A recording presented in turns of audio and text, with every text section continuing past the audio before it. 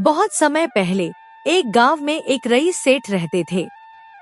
उनका नाम सेठ रामनारायण था।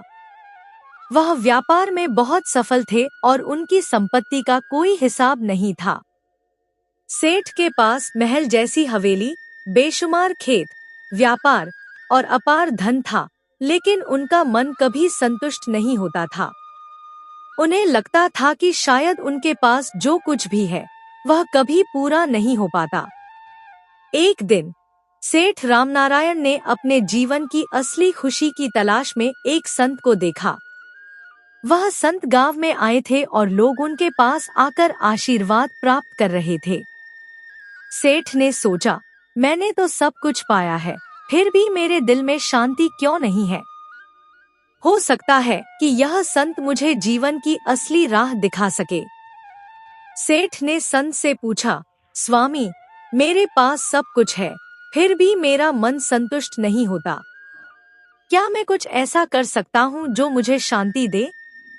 संत ने मुस्कुराते हुए कहा, तुम्हारी समृद्धि और धन की कोई कमी नहीं है, लेकिन तुम्हारे जीवन में एक कमी है और वह है दया और सच्ची भक्ति। जब तक तुम अपने धन को समाज के भले के लिए नहीं खर्च करोगे और भगवान के प्रति सच्ची भक्ति नहीं दिखाओगे, तब तक तुम्हारी आत्मा शांति नहीं पा सकती।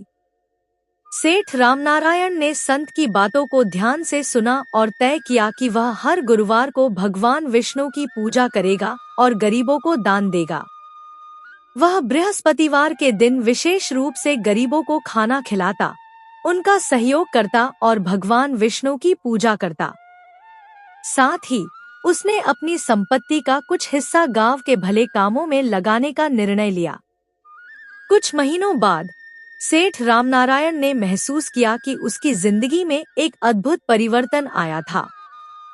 पहले जो काम केवल धन कमाने के लिए किया जाता था, अब वह दूसरों की भलाई के लिए किया जाने लगा।